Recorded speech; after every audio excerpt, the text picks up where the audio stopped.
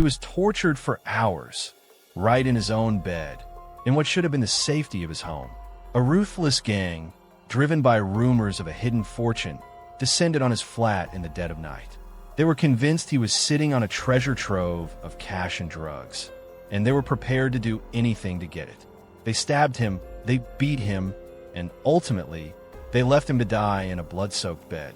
In the end, they walked away with a haul of cannabis, but they were certain they had failed in their primary mission, leaving with almost no cash.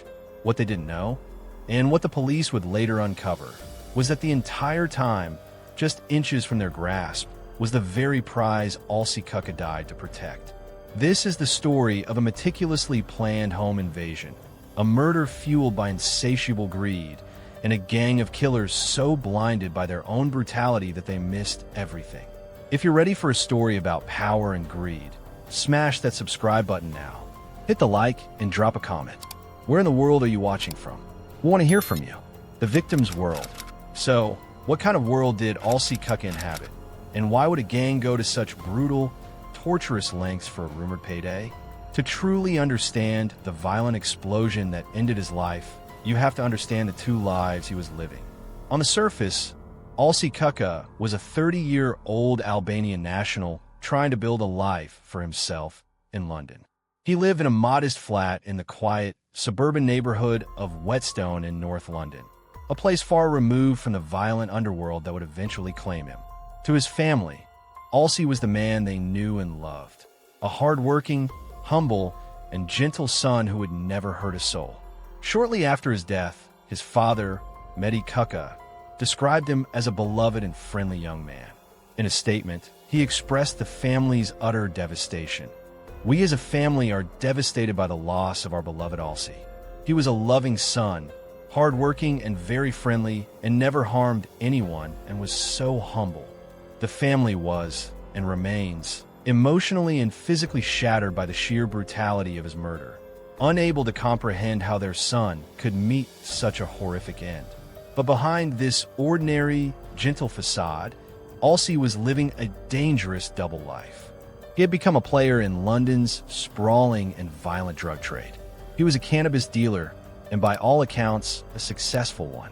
This success, however, came at a steep price. It created a reputation, a dangerous whisper in the criminal underworld that Olsi Kuka was a man who kept large, tempting amounts of both cash and drugs within his home. He believed he had a secure hiding spot for his money, a secret he thought was safe from prying eyes. But in his world, secrets are a liability, not an asset. And the perception of wealth, whether real or exaggerated, paints a target on your back. Olsi Kuka seemed to believe he had the risks of his trade under control, but he fatally underestimated the depths of greed and violence possessed by those watching him from the shadows. What do you think is more dangerous, the crime you commit or the reputation that follows? Let us know your thoughts on the perils of a double life in the comments below. The crime scene.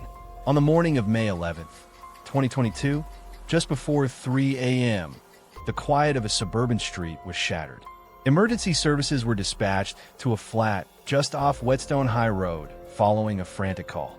Inside, they were confronted with a scene of calculated and breathtakingly vicious violence. In his own bedroom, Olsi Kuka lay dead in a bed saturated with his own blood. Also in the flat was his cousin, a lush Kuka, who had been threatened, punched, and slashed during the raid but survived to raise the alarm. The subsequent post-mortem examination would lay bare the full, unmitigated horror of what Olsi had endured in his final hours. He had been stabbed a total of 10 times with at least 2 different knives. The fatal wounds were deep, piercing his chest and his right leg. But this wasn't just a frenzied stabbing. It was systematic torture. The prosecutor at trial would later call it a frenzied attack designed to make Olsi talk. The most chilling evidence of this was found embedded in his scalp, for small, metal ball bearings fired from an air gun at close range. It was a clear and terrifying message from his attackers, a method of inflicting excruciating pain to force him to reveal the one thing they wanted: the location of his hidden stash of money and drugs. Perhaps most disturbingly, the forensic examination found no defensive wounds on Olsi's body. This suggests he hadn't fought back, or more likely, he hadn't been able to. Overpowered and subdued, he was completely at the mercy of his assailants. The flat around him was ransacked, torn apart in a desperate, frantic search for the rumored fortune. Drawers were pulled out, furniture was overturned, and potential hiding places were ripped open. When the gang finally fled into the pre-dawn darkness, they were convinced they had failed, having only managed to grab a significant amount of cannabis. They left a man to die, believing they had almost nothing to show for their monstrous efforts. They could not have been more wrong. The attackers used extreme violence to try and get information. Do you think this level of brutality is common in such crimes? Or does this case stand out? Share your perspective with us. The investigation. With Olsi Kuka pronounced dead at the scene, the case was immediately handed over to the Met's Homicide Command. The scene inside the Whetstone flat screamed of a planned, targeted attack, a home invasion robbery that had escalated to murder. Detective Chief Inspector Neil Rawlinson, who led the investigation, described the violence as calculated, vicious, and unrelenting.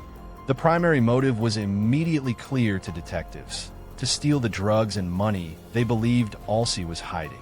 The investigation began with the painstaking work of tracking the killer's movements. London's vast network of CCTV cameras quickly became the investigators' most powerful tool. They spotted two sleek Mercedes cars arriving at the flat together shortly before 3 a.m. and leaving after the attack. As they traced the cars' paths, they uncovered a chilling detail that confirmed their theory of a premeditated plot. One of the Mercedes had been captured on camera casing Olsi's flat 4 days before the murder, conducting a reconnaissance mission to map out their future crime. But the biggest breakthrough in the case came not from technology, but from an officer with 4 legs and a superior sense of smell. A specialist search dog, a black and white Springer Spaniel named Monty, was brought into the ravaged apartment. His task was simple: to find hidden cash. While teams of human officers had scoured the flat and the violent gang had torn it apart, everyone had missed the secret Olsi died for. But Monty's nose didn't fail. He calmly entered the bedroom and, to the astonishment of his handler, PC Neil Dobson, alerted him to the headboard of the very bed where Olsi's body had been found. Officers carefully cut open the fabric of the headboard. Inside, they discovered what the gang had so violently searched for and so incompetently missed: for bundles of banknotes, totaling £8,000. That discovery changed everything. It provided vital evidence that proved the gang's motive beyond any doubt and, crucially, proved that their brutal mission had been a spectacular failure. This single piece of evidence would become a cornerstone of the prosecution's case, helping to link the conspiracy directly to the 5 men they had identified through CCTV and phone data.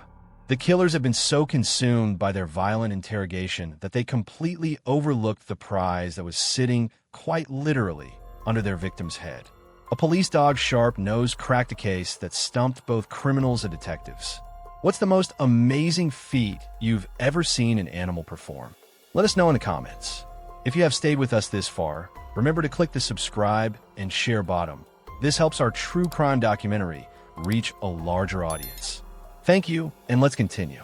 The takedown and justice. The combination of irrefutable evidence from CCTV, mobile phone records, and the crucial £8,000 in cash found by Monty the police dog allowed detectives to construct a rock-solid case. They systematically identified a 5-man crew responsible for the planning and execution of the deadly robbery. One by one, the men were located and arrested. The group was a mix of ages and roles. Bulent back here, 27, was convicted of conspiracy to rob. He acted as one of the drivers. Ozan Saran, 28, was identified by the prosecution as an organizer of the attack. He pleaded guilty to manslaughter on the first day of his trial. Dej Ramsden, 25, and Santana Thompson, 21, were both convicted of manslaughter for their roles in the attack. But the man convicted of the murder of Olsi Kuka was Ruben Bernard. He was just 17 years old at the time of the crime.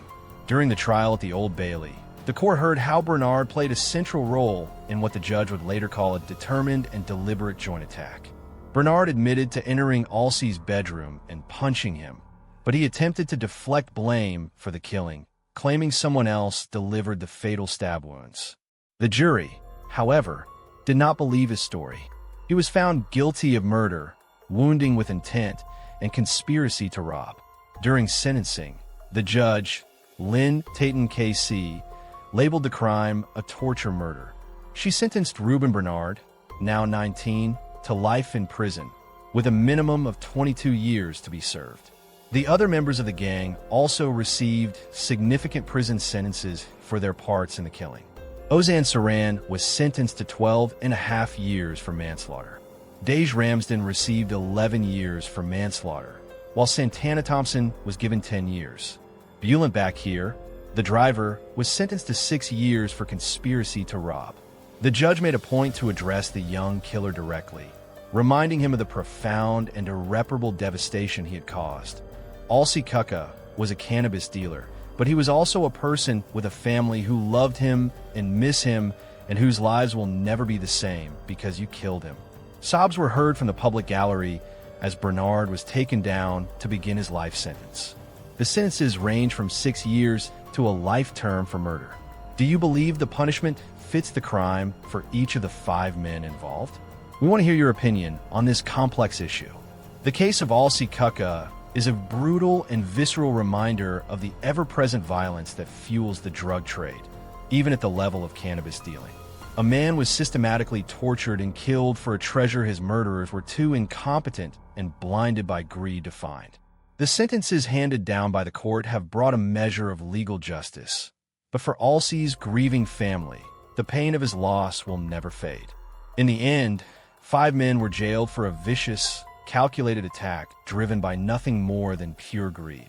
They meticulously planned a robbery, armed themselves for extreme violence, and ultimately took a man's life in the most brutal way imaginable, all for a rumored fortune.